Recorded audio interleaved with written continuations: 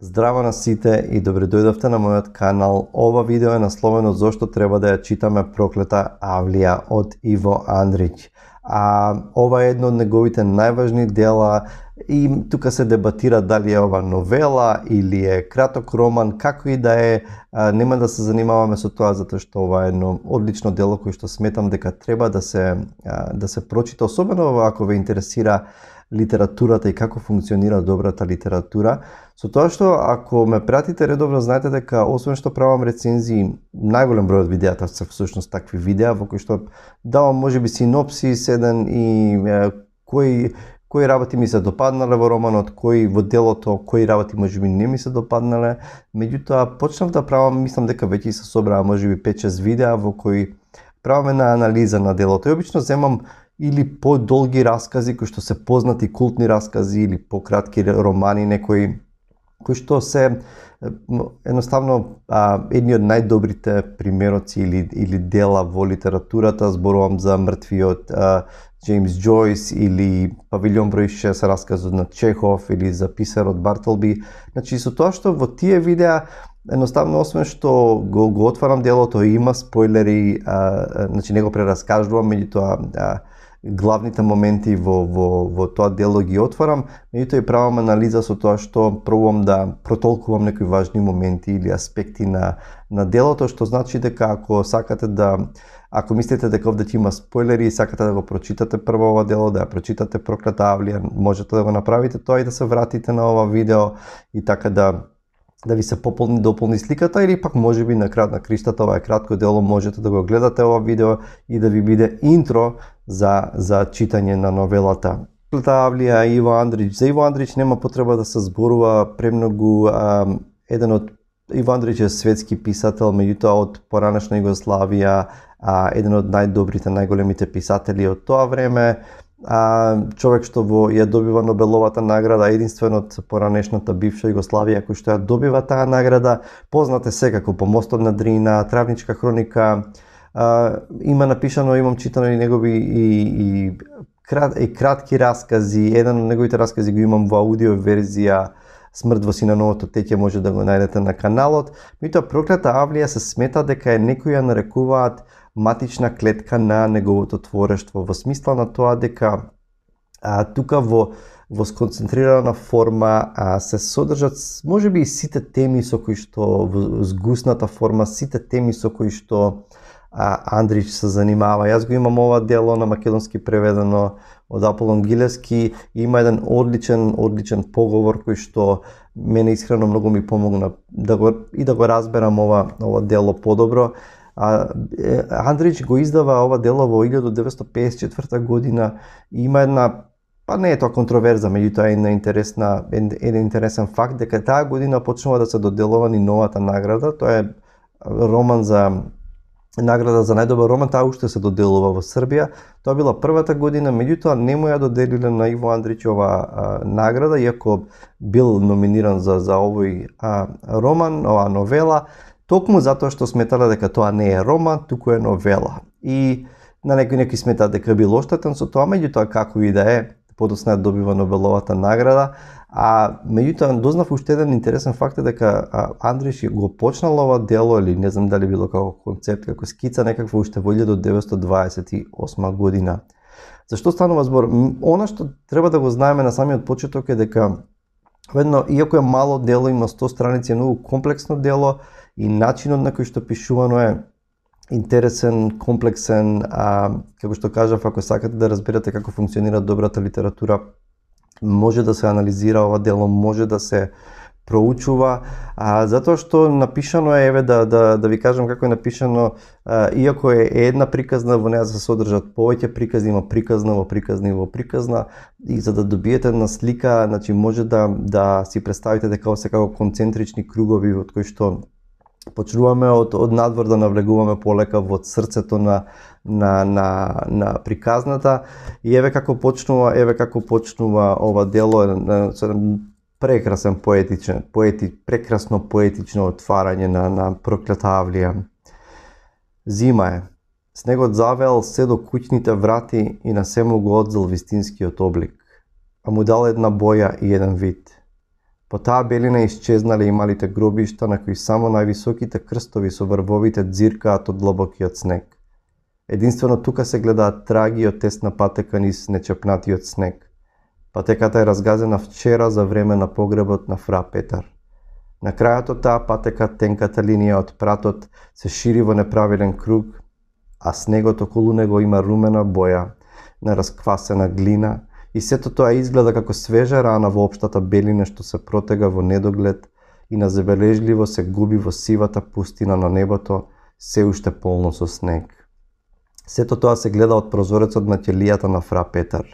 Белината на надворешниот свет тука се меша со дремливата сенка што владее во ќелијата, а тишината добро другарува со тивкиот шум на неговите многобројни часовници кои се уште работат, додека некои од нив ненавиени веќе запреле. Всушност гледаме дека главниот лик на некој начин е фра Петар, еден калуѓер кој што гледаме дека туку што го претходниот ден го погребале, починал и сега да е еден помлад калуѓер исто така гледа низ решетката, ги гледа горбиштата и почнува да се сеќава додека прават инвентар на работите на фра Петар, почнува да се сеќава на тоа колку пати фра Петар всушност им раскажувал и уживал да раскажува. Фра Петар раскажува за неговите неколку месеци поминати кога заедно со еден човек треба да одат во Цариград, во Истанбул по работа и поради некаква грешка ќе завршат во проклетата Авлија или во тој затвор во Цариград, во Истанбул, во кој што се врти многу свет од секакви луѓе, од криминалци, од шпиони, од секакви луѓе кои што некои се привремено таму, некои се на подолго. И тој по грешка ќе заврши таму и таму ќе се запознае со секакви луѓе и всушност раскажувањето почнува за преку сеќавањата на фра Петар за таа проклета Авлија. Подоцна раскажувањето се префрла од фра Петар, се префрла на еден евреин по име Хаим од Смирна, од Измир, кој што раскажува за неговиот живот, па тој подоцна раскажува за управникот на затворот, наречен Караѓос, и за неговата историја, па од тамо се движи приказната кон главниот и централен лик Ќамил, едно момче исто така од Смирна, за да повторно се врати приказната кај фра Петар и на крај се заокружи повторно во едно циклично движење, гледајќи ни кај луѓерот што гледа низ прозорот и се сеќава на приказната на фра Петар. Значи, буквално геометриски е поставена целата форма на ова дело и Андрич не оставил ништо на случајноста. Меѓутоа, гледаме приказна во приказна. Она што е интересно неговиот опис на затворот и описот на управникот на затворот Караѓос. Караѓос всушност дознаваме раскажана ни е неговата приказна, татко му бил наставник во една војна школа. Самиот бил многу мирно дете што сака да учи, да чита, воспитано дете, меѓутоа подоцна ќе се здружи, ќе влезе во некои матни кругови и секаде каде што ќе има проблеми, секаде каде што ќе има некаков криминал или нешто, тој ќе се најде таму во тие кругови, се додека доаѓајќи од тоа милје ќе се врати, од таа позадина ќе се врати, едноставно ќе се освести и ќе почне да работи во полиција и така натаму, се додека не стане на тој управник. И тоа е таа проклета Авлија со тие обкружени ѕидови, само се ձирка едно минаре од џамија и некаде далеку малку се ձирка азискиот дел на Истанбул. И тоа е еден микро свет тука, едноставно каде што тој владе и тој е голем психолог, едноставно знае да ги чита луѓето, со некој е расположен и ведар, со некој е остар, знае со два збора да ги ослободи или да ги држи тамо и според него сите луѓе се виновни. Нема никој невин на светот. Сите луѓе се виновни, тој вели, па дури и човек ако не сгрешил ништо, сигурно неговата мајка нешто сгрешила. И тоа потсеќа и еве го првото толкување што можеме да го извлечеме тука е како проклетата Авлија, можеме да ја гледаме на два начини.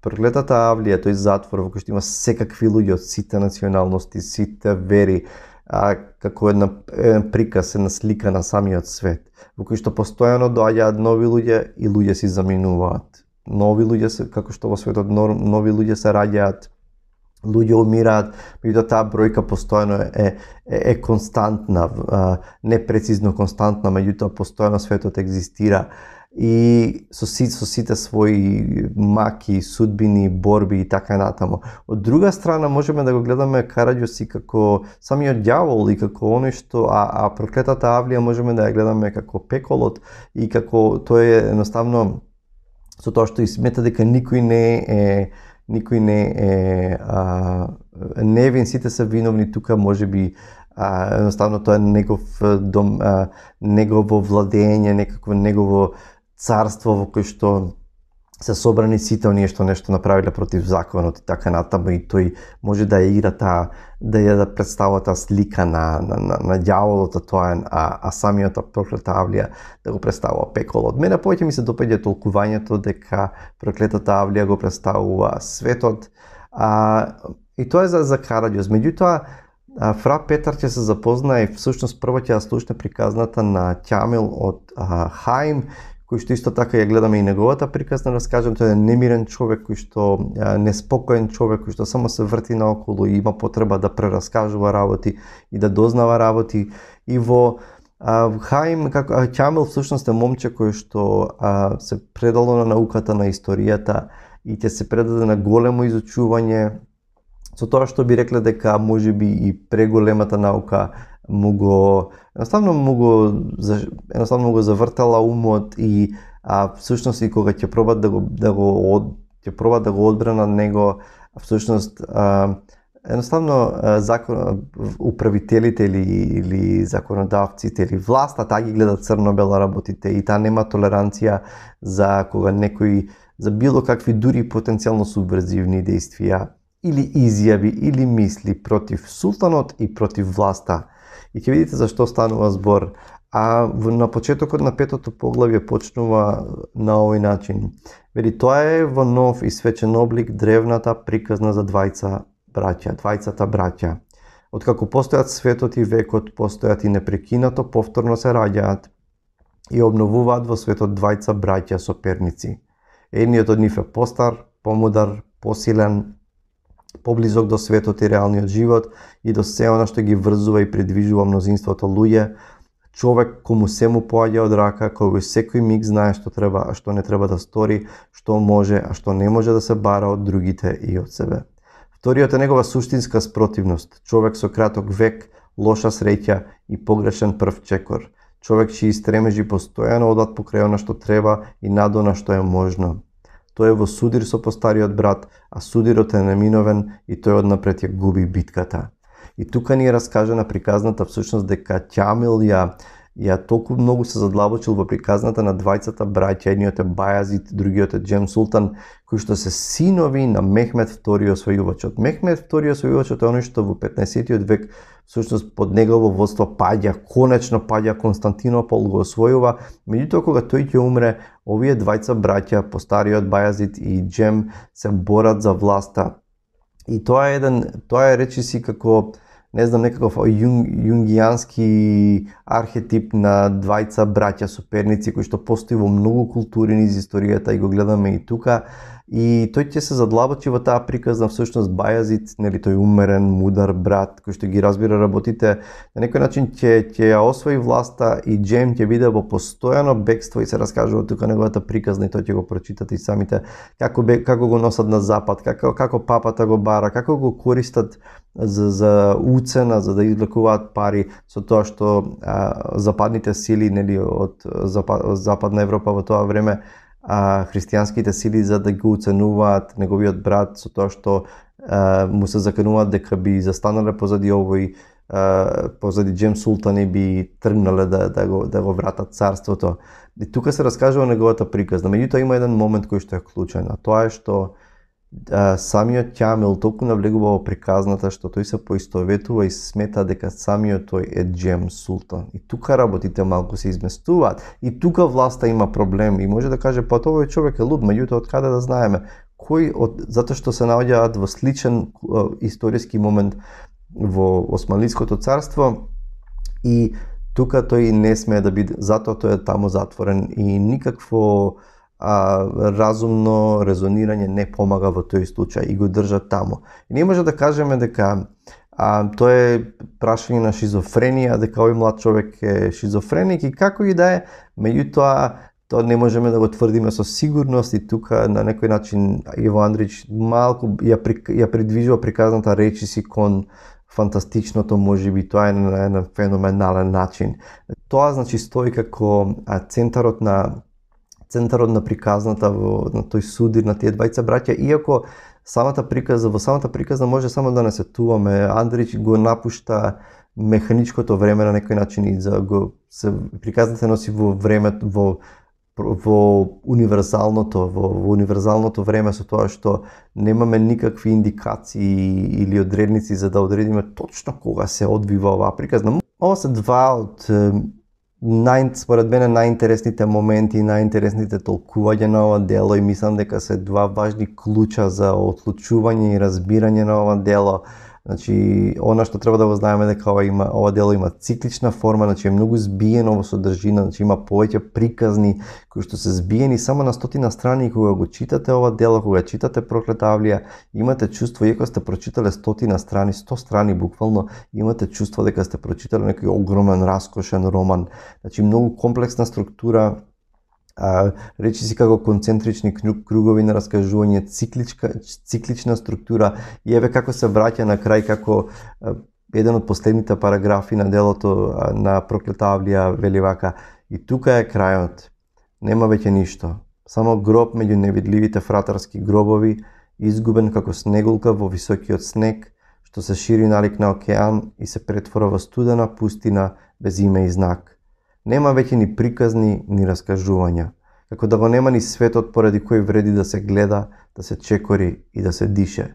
Го нема Стамбол, ниту Проклетата Авлија, го нема ни момчето од Смирна, кој еднаш умрел уште пред својата смрт, тогаш кога помислил дека би можел да биде несреќниот султанов брат Джем. Ниту кутриот Хаим, ниту црната Акра, ниту човечките зла, ниту надежта и отпорот што секогаш ги следат. Ништо нема. Само снегот и простиот факт дека се умира и се оди под земја.